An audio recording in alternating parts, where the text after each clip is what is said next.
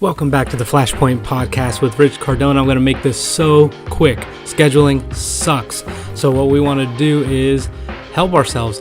Look, there's this thing called x.ai. It's a software, personal assistant software made with artificial intelligence that makes you not have to use a person or Calendly or Acuity. You CC your personal assistant. They take care of the rest. So who runs this? Dennis Mortensen is his name, and he is a serial entrepreneur who would happily tell you that he never wanted to be an entrepreneur and that he tried to fail as an entrepreneur. Let's listen in and see what he has to say.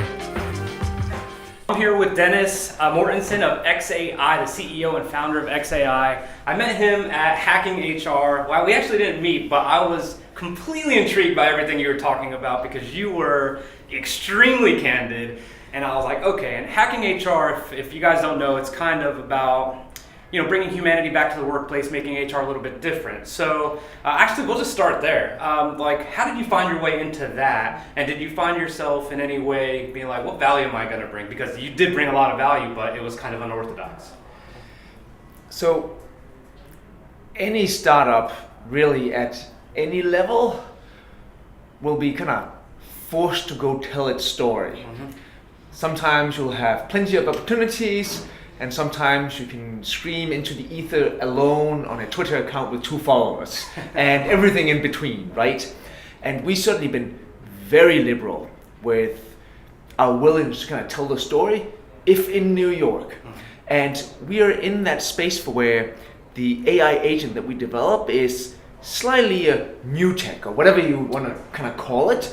So many people are certainly kind of curious about, hey, how does that fit into my existing paradigm? So we tend to get enough invites where I need to kind of figure out, where do I think I can add value? And on the HR end, if you really think about it, which is all about people, and mostly kind of people meeting up, that's kind of my business. As in, I schedule meetings for a living, right? So it certainly seemed to be a good fit, and the group seemed to be one for where, hey, they could take a little poke, right? Yes, absolutely. And we had a good little banter back and forth, exactly. I think. It was very productive. So we'll back up then, and I will ask you about x.ai and what exactly it is. And then the second part to that question is your mission, which is to eliminate the inbox, which I love. I religiously empty my inbox every day. And I could look at my wife's phone and I see 9,000 messages and it drives me crazy. But x.ai is, and then why do you want to eliminate the inbox? I think anybody in the knowledge economy, really, wherever you sit, you could be an account manager, an account executive, in customer success, an engineer, doesn't even matter, will have some dream of killing the inbox. You might have different ideas of exactly how to kind of assassinate this particular pain in your life, but you certainly feel there's something here which is not right. I do think though that some people, without you and me kind of patting each other on the back too much, get to a point for where perhaps it's not the idea of email being bad, but it's the set of chores that somehow semi-randomly arrive in your inbox that you'd rather be without. So I certainly don't have any fantasy about you stopping to use email, and if anything, I'm a fan of email. I'm not a fan of wasting 4 hours on nothing in some inbox somewhere every day, 5 days a week, but I actually like the idea of being able to send a message to you asynchronously so that you read it later tonight, and perhaps at some point tomorrow you reply back. I think that's a fantastic kind of communication vehicle. Where the whole thing kind of start to not work is that there's plenty of little chores that comes along that some people either don't have the energy to do right now, or they start to kind of procrastinate and do it a little bit later, and it starts to kind of accumulate, and then the whole thing just explodes and you have 9,000 emails in your inbox. And not everybody will sign up for this idea of inbox zero that you might sign up for, but we can talk about that for another 20 minutes. But what we've done is that we've taken this one particular chore of setting up a meeting and not trying to help you or alleviate the pain, but just take it on. So that when you email me saying, hey Dennis, hey, we should meet up and have a chat, you got some time next week, I can simply reply back and say, yeah, I'm up for that. I have CC'd in Amy at x.ai. She can help put something on my calendar for half an hour on 200 Broadway when you're in Manhattan. Send, archive. Archive, because it's not my job anymore, it's now Amy's job. Got it. So your virtual assistants or your AI, Yep. Amy and Andrew. And we did use that obviously to set up this meeting, which was great. But let me get back to, why did you take it on? What is it about you that determined that I want to be the person who's going to eliminate this? Because it's only one aspect of technology barriers that we have, and I, like you at Hacking HR, believe technology can actually increase productivity. It's a good thing. But what was it that you were like, I have to address this problem? So it's certainly nice to jump into a pool for where you like the surroundings. And as I said before, I'm 46. I spent 24 years building 5 some odd ventures, and each one of them I've had an inbox. And I've been fighting that inbox for 2 decades long. So it's not that I'm jumping into a pool for where, let me see what things look like here. I think I'm very familiar with what things look like. But I don't think I'm so naive to believe that I can change the complete dynamic around that inbox. What I did think was possible, though, was to latch onto one particular pain and perhaps remove that. And if I remove my pain, or the one that I chose, I'm sure there's a guy just like me behind me removing another one. And we blink, 5 years passed, and this idea of dying in inbox might just have disappeared. And it became the good communication tool that it was supposed to be. Yep. Now, why did I pick meeting scheduling Yes. in particular? I've run 4 ventures prior to this one being the 5th one, and in each one of them I've been too frugal, too entrepreneurial, too stupid. Hold on 1 second. Can you tell me, what does too entrepreneurial mean? As someone who is taking it on himself, I really am interested. So but certainly, to answer the question is, I never hired a human assistant to kind of help me out. I always did the chores myself. And in that, I sometimes describe it as too entrepreneurial, as in many entrepreneurs, myself included, don't shy away from the grit that comes along with doing something small, or shy away from doing things for where I'm not even sure I'm an expert at it, but I'll do it to survive. Yes. And that means I will sit at 11 p.m. in my underwear with a bowl of cereal, try to set up a meeting. And if I then look at it and say, is that how you can best utilize your time, Dennis? You know what? Probably not. Still did it though, and I did it for 2 decades long. As in, it was one of those tasks for where, no, I'll just do it a little bit later. I'll just spend more time, run a little bit faster, just take it on. That is too entrepreneurial. Yep. And at some point, you need to kind of figure out, of the few hours which I have in this team of X people, where do I become the multiplier? And I'm not sure I am the multiplier when I schedule meetings with people for next week. Yep. And you certainly are in a 1-man band or in a 5-man band, because there is nobody else. You're it. Yep. But at some point, there's an inflection point where you need to do more of some other tasks and do less of these particular chores. Yep. So that's certainly one for where I had the pain myself. It was not one for where, I can imagine people not liking this chore. No, I know I don't like it. I know I would love to not do it in the future. Yep. I also know that I'm not going to pay $60,000 a year to hire a human assistant to take this task on. So those are facts in my life. Does my life look like many others? Yeah, kind of does. Not even just a few select tech startup CEOs. Really, anybody walking into an office today, touching a computer in some way, shape, or form, will be forced into a meeting. Yep. Hopefully good ones. Yep. And it's not that meetings are bad, it's just that, why did you have to sit and fiddle with it? Correct. If you're an account manager, I actually didn't hire you to schedule meetings. I hire you to speak to our customers. Spend all the time you want with our customers. As in, that's your job. Yep. Not figuring out whether next Wednesday at 1 o'clock is a good time. So I want to get back to how you said, I'm not going to pay someone $60,000 to do it. I believe everything you're talking about is about productivity. How can you increase your productivity? Same with me, like editing is a super pain in the ass. Yep. I cannot wait till I could afford someone to edit all my footage for me, but it's all about productivity. So you are not willing to pay someone, $500,000 a year to schedule meetings on top of all these other tasks, which would probably help them deviate from what they're supposed to do. What do you say to the people who are not on board necessarily with the advantages of technology or something like x.ai?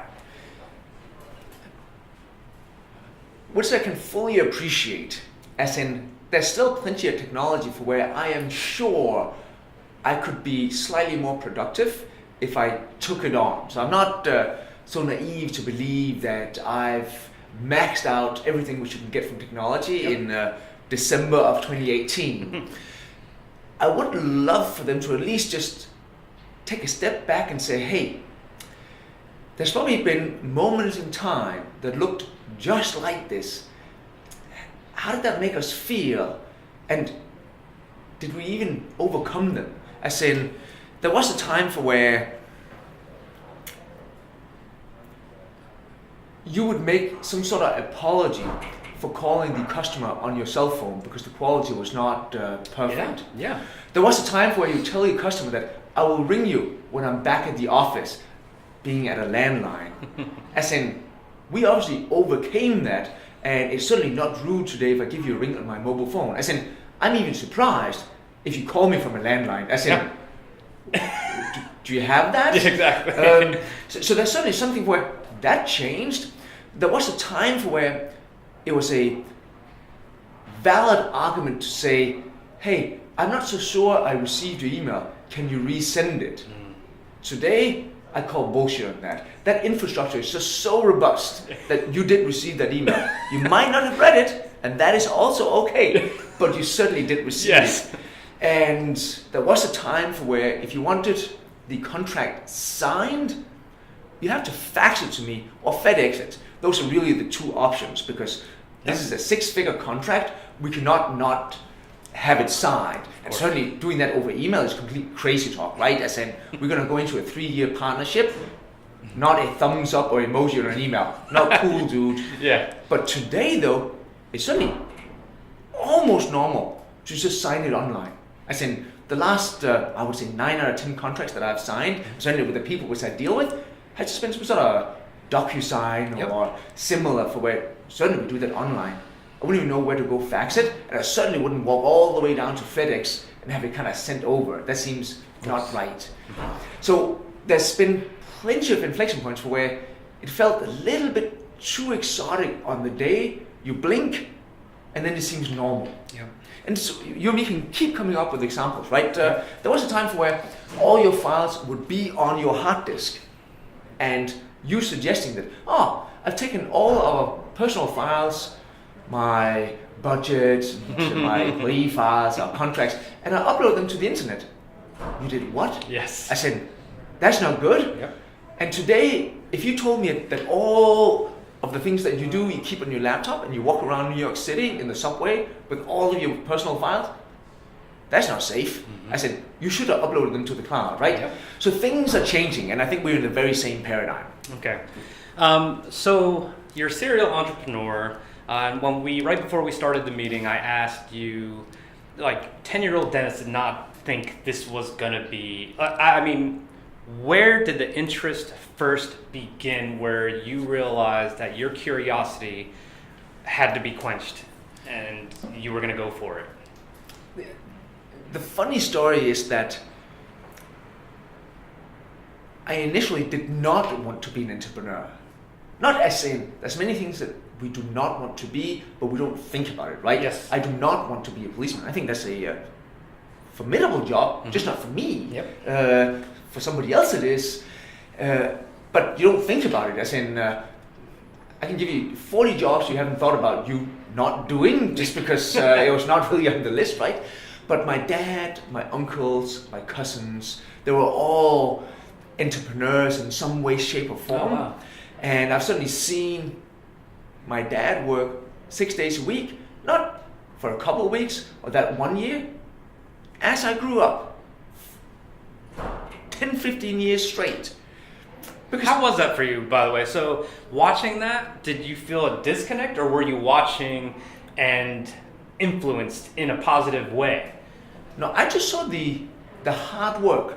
If you're gonna pay rent on money you make yourself, it's probably gonna take some effort. Yes. That's really what I saw. Love it. I saw you get home late, you'll probably not eat dinner with the family every night, you'll fall asleep in front of the telly because you're kind of semi-exhausted in a good way, but I certainly saw that picture and kind of decided, you know what, how about I just go take my CS degree, go work for IBM, I'm from Scandinavia, get home at 4, get my 7 weeks of vacation, and just be good with it, right? Yeah. And remember, this is not some sort of fantasy.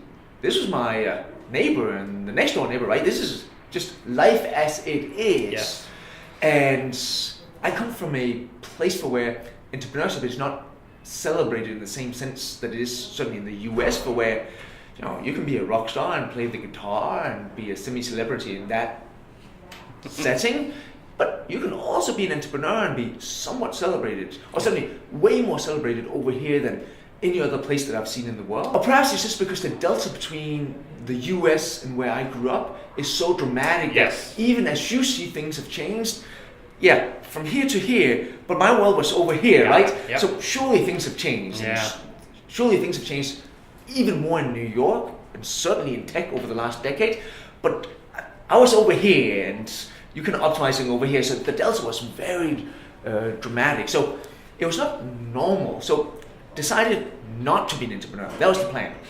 Whatever you do, just don't be that. Yeah. And took my CS degree. And the whole plan was one for where I did game development to kind of fund my college studies. The company which I worked for went belly up. Oh, wow. Which is okay, happens all the time. I actually don't mind, especially as a kind of entrepreneur. That's really it's a badge of honor almost. Yeah, that's the rules of the game, right? But I was kind of honestly a little bit pissed, to be honest, because I've worked a year and a half on this kind of last title. You get paid on delivery, certainly as a student, because you're a little bit flaky, and I would probably have done the same. But here I am, having not been paid for that last title. I was supposed to kind of graduate, take my bicycle, go out to IBM. Haven't even called them, but in my mind, that was kind of how the whole thing was going to play out. So I ended up having my counsel, and who's got counsel when they are 22, right? Friend of the family or something like that, buy out the software assets of that company. And back then, to be honest, lawyers didn't know anything about software. They wanted to sell me kind of chairs, tables, whiteboards, plasmas, leases, stuff like that. I just wanted to buy 2 CDs with all the software. And so I did. And the company came back, refinanced, saw that Dennis kind of bought the software. I made a small, in that day and age, fortune, kind of rapidly. Not really, in hindsight, that much money, but certainly at that moment it felt real. Of course. And I thought, you know what? Easy come, easy go. So let me take all of these winnings, put them into an internet startup in the mid-90s, lose them quickly, and go work for IBM. And I wasn't able to lose them, so we built up a log file analysis type company in the mid-90s and ended up selling it in April 2000. And then there was not really any going back from there. That sounds like very serendipitous that it did not work out, that you feel like there's forces of nature. You were intent on not being an entrepreneur, and all of a sudden you were going to throw your money away, and then here you are. Do you believe in that? I'm not a believer of some higher power, but I'm certainly a believer of having sat in some environment for long enough for you might not think you picked up really anything from it, but you've been embedded in it for so long that you're really it. Yep. So me having been embedded in some entrepreneurial environment for my entire life might have had me come out as an entrepreneur. Me not seeing it is a different thing. And me trying to kind of almost escape it was a lost battle from day one. Surely I could have sat over at IBM had things not exactly played out, but I do believe, and that's perhaps what you're alluding to here, that had it not been that particular catalyst of that company going belly up, perhaps something else would have been the catalyst, and I would have been positively kind of sucked into this environment anyhow.